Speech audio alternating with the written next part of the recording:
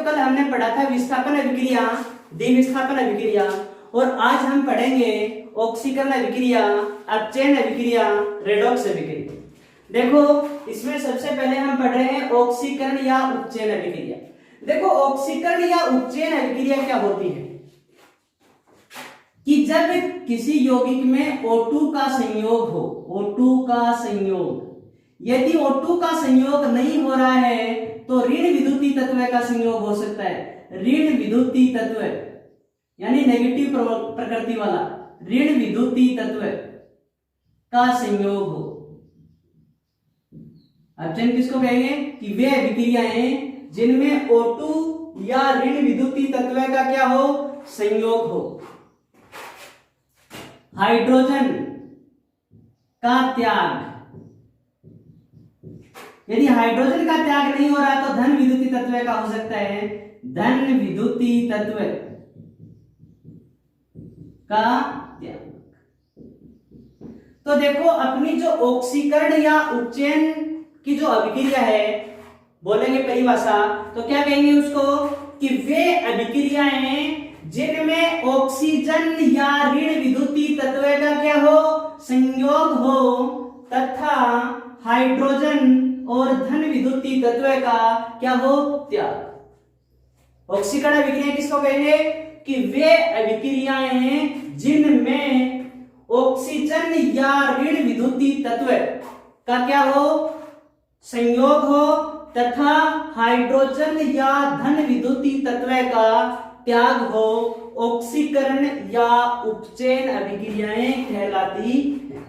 ठीक है, ऑक्सीकरण या उपचयन अभिक्रियाएं कहलाती। कौन सी? ये चार बातें होनी चाहिए, कोई भी हो सकती है चारों।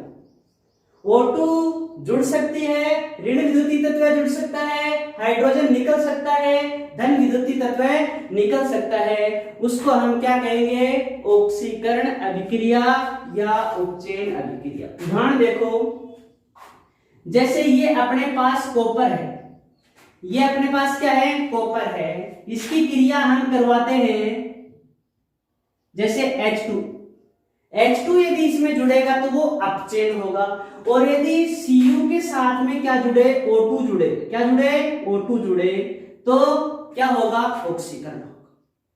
क्या होगा, ऑक्सीकरण।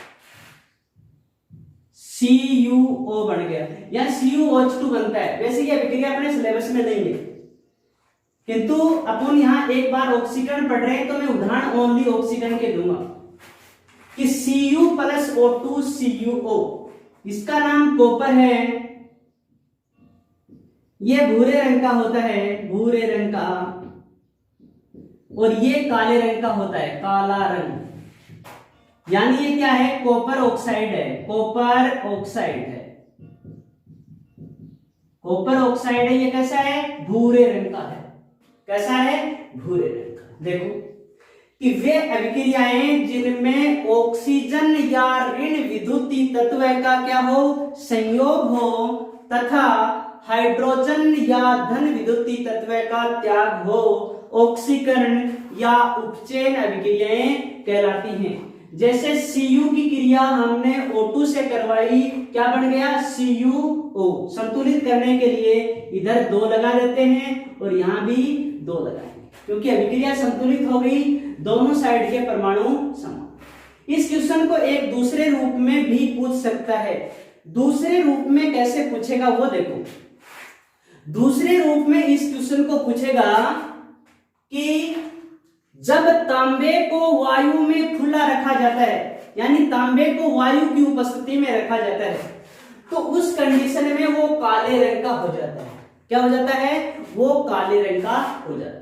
तो ये लिखना है कि Cu को जब ऑक्सीजन की उपस्थिति में रखते हैं तो ये ऑक्सीजन से क्रिया करके कॉपर ऑक्साइड बना लेता है, और जब ये कॉपर ऑक्साइड बना लेता है तो कॉपर ऑक्साइड कैसा होता है, ये काले रंग का होता है। ऐसा क्वेश्चन पूछ सकता है जी घुमा के कुछ, कि कॉपर को जब ऑक्सीजन की उपस्थिति में रखा जाता है तो ये काले रंग का हो जाता है, क्यों? तो हम क्या कहेंगे कि जो कॉपर होता है वो क्या करेगा, वो ऑक्सीजन से क्रिया करके क्या करेगा, ऑक्सीजन से क्रिया करेगा, कॉपर ऑक्साइड बनाएगा और कैसे रंग में बदल जाएगा, काले रंग में बदल जाता है। बताओ कोई दिक्कत हो तो। ठीक है, अब देखो जैसे ये अपने पास सोडियम है, सोडियम की क्रिया हमने O2 से करवाई, सोडियम की क्रिया Na2O। अब देखो ऑक्सीजन पर -2 चार्ज होता है और Na पर +1 होता है, तो -2 के साथ में +2 जुड़ने, इसी कारण हमने Na नहीं लिखा, Na2O लिखा, क्योंकि Na पर +1 आवेश आता है और ऑक्सीजन पर -2। कोई भी यौगिक बने तो प्लस और माइनस दोनों आवेश क्या होने चाहिए, बराबर होने चाहिए। प्लस और माइनस से दोनों आवेश क्या होने चाहिए, बराबर। और दोनों आवेश जब बराबर हैं तो क्या है, इस पर +2 और इस पर -2, यानी उदासीन हो गया, उदासीन रूप में बने। अब संतुलित करेंगे, Na के इधर कितने हैं, 2 हैं, और इधर Na का कितना है, 1 है, तो यहाँ एक बार हम 2 लगाते हैं, यहाँ 2 लगा देंगे तो इधर ऑक्सीजन के कितने हैं, 1 है, तो ऑक्सीजन के संतुलित करेंगे पहले, तो यहाँ एक बार 2 लगाओ, 2 लगाते ही ऑक्सीजन संतुलित हो गई। क्या संतुलित हो गई, ऑक्सीजन संतुलित हो गई। अब Na कितने हो गए, 2 दूनी 4, यहाँ 4 लगाना पड़ेगा, यानी ऑक्सीजन यहाँ 2 लगाने पर ऑक्सीजन संतुलित नहीं होगा, Na हो जाएगा, तो 2Na2, यानी 2 दूनी 4, Na के कितने हो गए, 4। ये अपनी 2 ऑक्सीकरण अभिक्रिया है।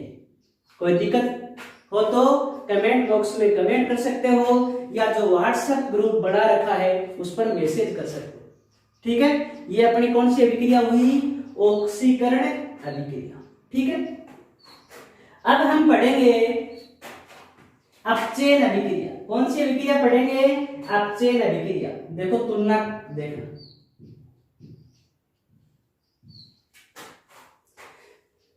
अपचयन में क्या होता है, जहां ये संयोग लिखा हुआ है इन दोनों का तो क्या होगा, त्याग होगा, और जहां त्याग लिखा हुआ है वहां क्या होगा, संयोग होगा।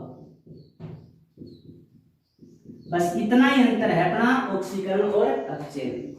अपचयन की परिभाषा हम क्या कहेंगे कि वे अभिक्रियाएं जिनमें हाइड्रोजन या धन विद्युतीय तत्व का क्या हो, संयोग हो, तथा ऑक्सीजन या ऋण विद्युतीय तत्व का त्याग हो, अपचयन अभिक्रियाएं कहलाते हैं। ऑक्सीकरण में क्या था कि वे अभिक्रियाएं जिनमें ऑक्सीजन या ऋण विद्युतीय तत्व का संयोग तथा हाइड्रोजन या धन विद्युतीय तत्व का त्याग, वो कौन सा था, वो अपना ऑक्सीकरण था, वो अपना क्या था, ऑक्सीकरण।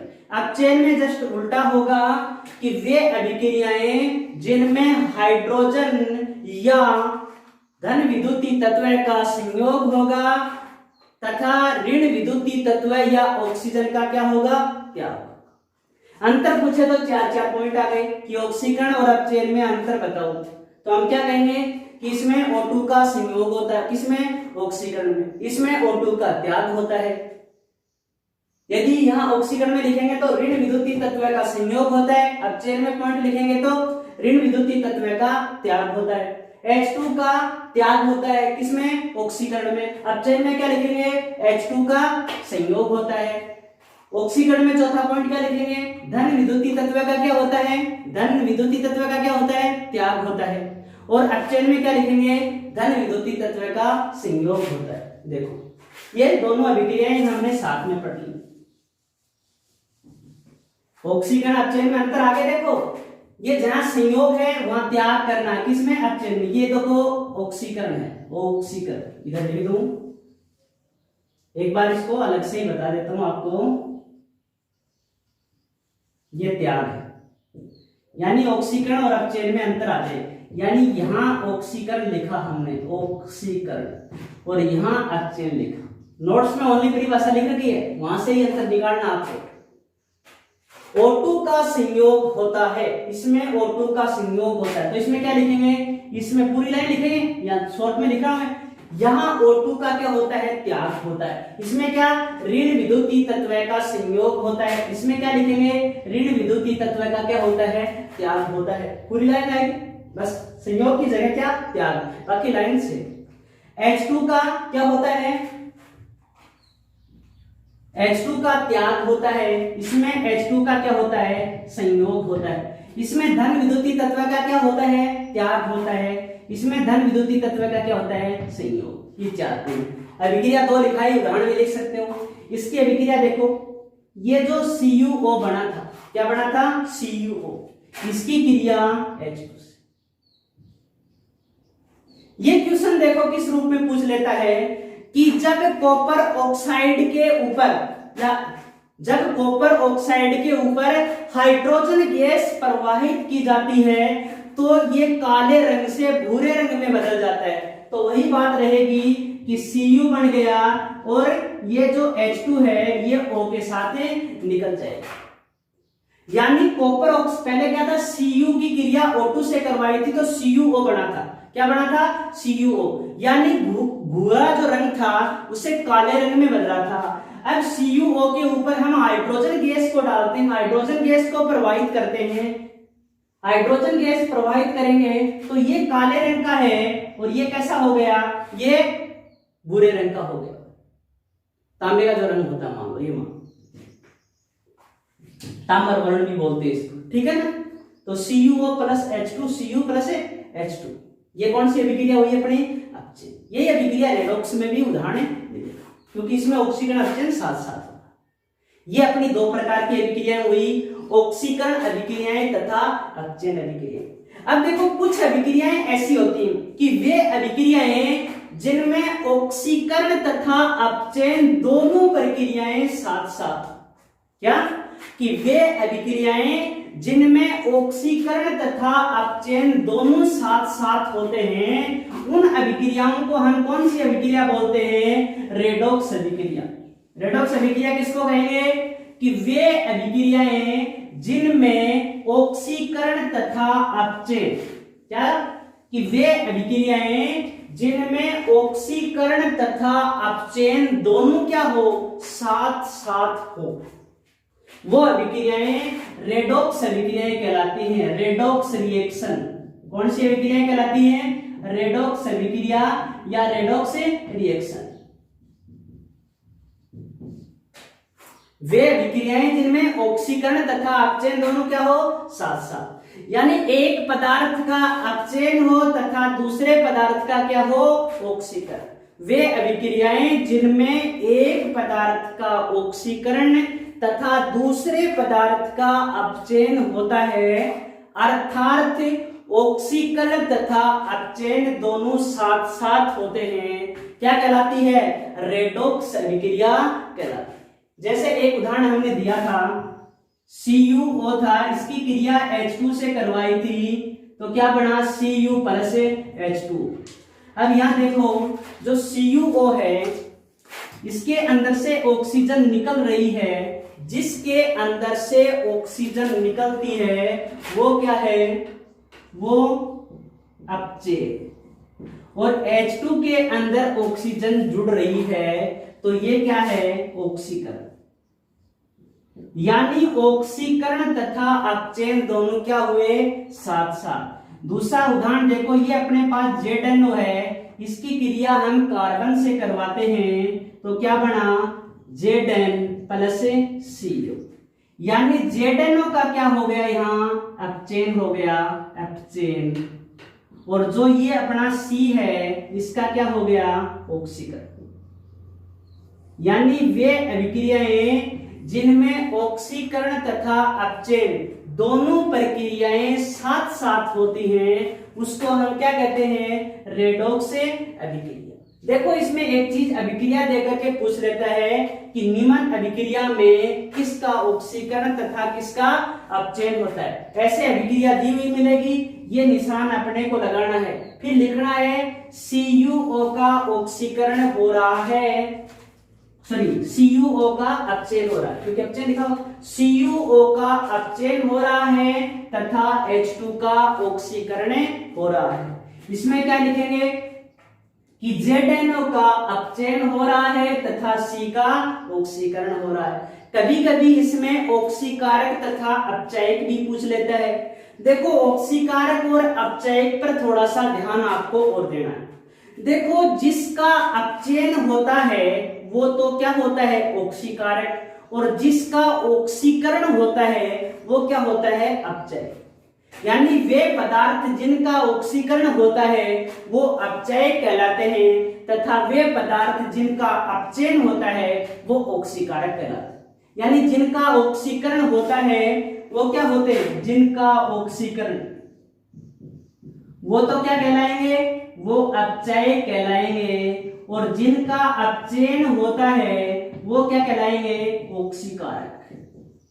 उल्टा होगा, जिनका ऑक्सीकरण होता है वो अपचय, और जिनका अपचयन होता है वो ऑक्सीकारक कहलाते हैं। ये अभिक्रिया देके क्वेश्चन कर लेता है, निम्न अभिक्रिया में किसका कौन ऑक्सीकारक तथा कौन अपचय का काम कर रहा है।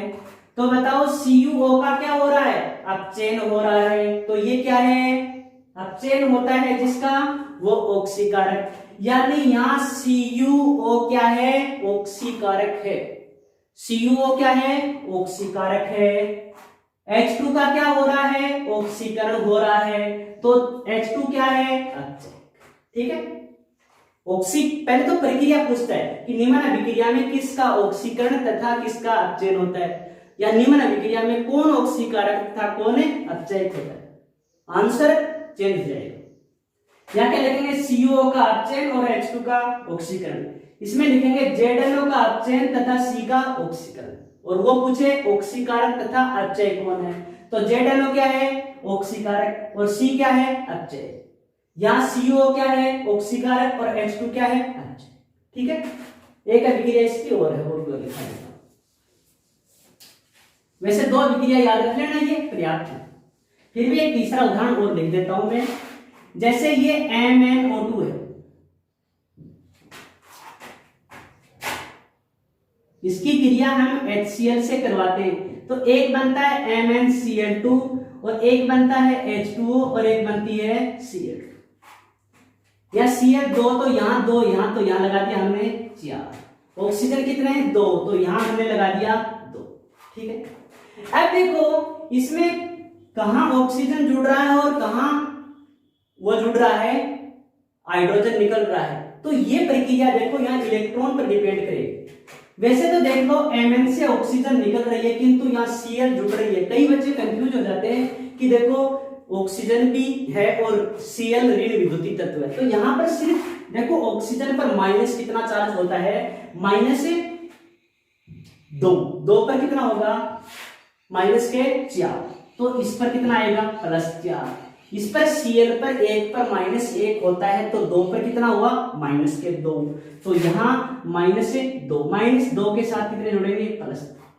यानी जब इलेक्ट्रॉन निकलते हैं क्या होते हैं, जब इलेक्ट्रॉन निकलते हैं तो क्या होता है, ऑक्सीकरण, और जब इलेक्ट्रॉन जुड़ते हैं तो क्या होता है, अपचय।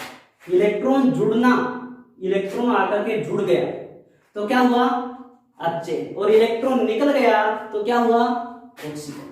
तो यहाँ Mn के पास पहले कितने इलेक्ट्रॉन की कमी थी, 4 की, और अब कितने की कमी है, 2 की। बताओ इलेक्ट्रॉन आए ही या गए, 4 की कमी थी पहले। किसी व्यक्ति को पहले 4 लाख रुपए का नुकसान था, और अब उसको 2 लाख का ही नुकसान हुआ सिर्फ, या उसके पास 2 लाख ही अभी मान लो, फायदा मान लो चाहे नुकसान मान लो, तो कितना मान लो, उसके पास 2 लाख रुपये और आ गए, 2 आ गए तो नुकसान 4 का था, तो कितने का बचा, 2 का ही बचा। वही बात है, इसके पास जो प्लस होता है वो इलेक्ट्रॉन की कमी को दर्शाता है, और जो माइनस होता है वो इलेक्ट्रॉन की वृद्धि या जुड़ाव को दर्शाता है। +4 से +2 यानी इलेक्ट्रॉन आए हैं, यानी क्या हुआ इसका हुआ है, क्या हुआ बताओ, बताया था आपको, इलेक्ट्रॉन जुड़ते हैं, क्या होते हैं, इलेक्ट्रॉन जब जुड़ते हैं तो क्या होता है, अपचय। इलेक्ट्रॉन निकलते हैं तो क्या होता है, ऑक्सीकरण। इलेक्ट्रॉन जुड़े हैं तो क्या हो गया, अपचय। अब ये देख लो यहां से यहाँ, अब यहाँ ऑक्सीजन जुड़ी है, पहले Cl थी अब ऑक्सीजन, ऑक्सीकरण में वही चेंज आएगा, तो इसका क्या हो जाएगा, यहाँ पर इसका हो जाएगा ऑक्सीकरण। ये नॉर्मल है, वैसे उसकी तुलना में थोड़ी सी टफ है, किंतु वो 2 उदाहरण याद रख लोगे तो ही पर्याप्त। ये आपसे चल करके पूछ ले तो हम कह देंगे किसका ऑक्सीकरण और किसका अपचय। या Cl2 को बेस मान के भी चलते ही निकलते। ठीक है, तो ये अपनी अभिक्रिया MnO2 plus 4HCl MnCl2 2H2O plus Cl। अब देखो हम क्षारण के बारे में पढ़ेंगे, दो टॉपिक और बचे अपनी अभिक्रिया कौन सी हो गई, अपचयन अभिक्रिया, ऑक्सीकरण अभिक्रिया, जब दोनों साथ साथ हो तो रेडॉक्स अभिक्रिया। अब देखो क्षारण। क्षारण देखो किसको कहेंगे कि कोई धातु है, क्या है, कोई धातु है, नॉर्मल टॉपिक है, कोई धातु, वैसे 3 के लेसन में वापिस आएगा ये, किंतु अब नॉर्मली बता रहा हूं कि धातु है वो वातावरण में या तो नमी से या वायु से क्रिया कर, वायु में मुख्य रूप से आपको पता है O2 CO2 जनरली O2 मानते हैं, N2 तो क्रिया नहीं करती, और नमी के रूप में आपको पता है H2O, कि धातु का वातावरण में उपस्थित नमी या वायु से क्रिया करके अपघटित हो जाना क्या कहलाता है, क्षारण। धातु का वातावरण में उपस्थित, क्या, धातु का वातावरण में उपस्थित नमी या वायु से क्रिया कर अपघटित हो जाना क्या कहलाता है, क्षारण कहलाता है। जैसे लोहे पे जो जंग लगता है, लोहे पे जंग लगता है, लोहा कैसा हो जाता है, भूरे रंग का। तो कभी कभी देखो क्वेश्चन आते हैं, वो 3 के लेसन में विस्तार से पढ़ेंगे, फिर भी हम बता देता हूं जनरली तौर पे आपको यहाँ भी, कि जब लोहे को वायु में खुला रखा जाता है, किसको, जब लोहे को वायु में खुला रखा जाता है तो ये कैसा हो जाता है, भूरे रंग का हो जाता है। ये भूरा रंग क्यों होता है, क्योंकि क्या बनता है, Fe2O3XH2, ये जल योजित फेरिक ऑक्साइड बन जाता है। इसका कारण क्या है, जल योजित फेरिक ऑक्साइड बनता है। जब लोहे को वायु में खुला रखते हैं, क्या, जब लोहे को वायु में खुला रखते हैं तो ये कैसा हो जाता है, भूरे रंग का हो जाता है। क्यों, क्योंकि जल योजित फेरिक ऑक्साइड बनता है। जब तांबे को वायु में खुला रखते हैं तो ये हरे रंग का हो जाता है, हरा हो जाता है, क्योंकि वहां क्या बनता है, मुख्य रूप से तो कॉपर कार्बोनेट, किंतु साथ में एक होता है CuOH2, दोनों को मिलाकर के बोलते हैं मेलेकाइट हरा। क्या बोलते हैं, मेलेकाइट हरा। तांबे को वायु में खुला रखा जाता है, किसको, जब तांबे को हम वायु में खुला रखते हैं तो ये भूरे रंग का हो जाता है। कैसा हो जाता है, ये भूरे रंग का, सॉरी हरे रंग का।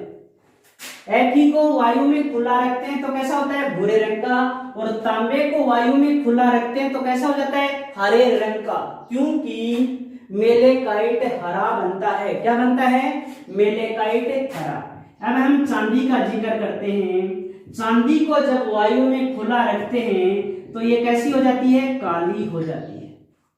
क्यों, क्योंकि सिल्वर सल्फाइड बनता है जो काले रंग का होता है। देखो Fe को वायु में खुला रखते हैं, जब Fe को वायु में खुला रखा जाता है तो यानी लोहे को वायु में खुला रखा जाता है तो भूरे रंग का होता है, क्योंकि जल योजित फेरिक ऑक्साइड बनता है। जल का सूत्र है ये क्या है, देखो जब कॉपर को यानी तांबे को वायु में खुला रखते हैं तो ये हरा हो जाता है, क्योंकि मेलेकाइट हरा बनता है।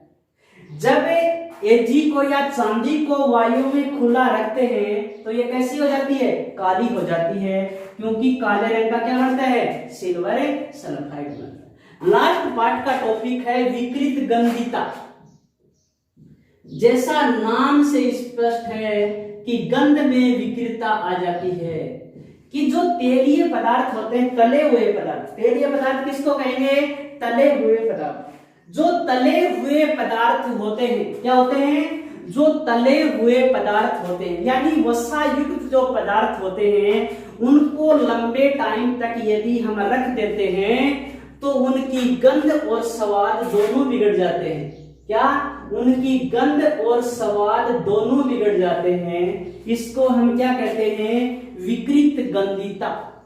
क्या कहते हैं इसको, विकृत गंधिता। देखो किसको कहेंगे विकृत गंधिता, जब तेलीय या वसा युक्त पदार्थों को लंबे समय तक रखा जाता है तो उनकी गंध तथा स्वाद बिगड़ जाते हैं। इसे विकृत गंधिता कहते हैं। क्यों बिगड़ती हैं, क्योंकि उनका क्या हो जाता है, ऑक्सीकरण हो जाता है। इस ऑक्सीकरण को बचाने के लिए इसमें हम प्रतिऑक्सीकारक पदार्थ मिलाते हैं। क्या मिलाते हैं? प्रतिऑक्सीकारक पदार्थ, जो ऑक्सीकरण को क्या कर देते हैं? रोक देते हैं। देखो दैनिक जीवन में क्या होता है, दैनिक जीवन में जो चिप्स होती है वो फुली हुई थैली के रूप में, देखो उनकी थैलियां फुली हुई होती हैं। वो क्यों फुली होती हैं? क्योंकि उसमें ऑक्सीजन गैस को निकाल करके नाइट्रोजन गैस को भर देते हैं। कौन सी गैस को भर देते हैं? नाइट्रोजन गैस उसके अंदर भर दी जाती है। नाइट्रोजन गैस भर देते हैं। विकृत गंधिता की परिभाषा देख लो कि तेलीय या वसायुक्त पदार्थों को जब लंबे समय तक रखा जाता है तो उनके गंध या स्वाद बिगड़ जाते हैं। किसके कारण? ऑक्सीकरण होने के कारण। इसको बचाव करने के लिए क्या करते हैं? इसमें प्रतिऑक्सीकारक पदार्थ मिलाते हैं। जैसे चिप्स को ऑक्सीकरण से बचाने के लिए उसकी थैलियों से O2 निकालकर N2 भर देते हैं। आज ये आपका लेसन पूरा हुआ।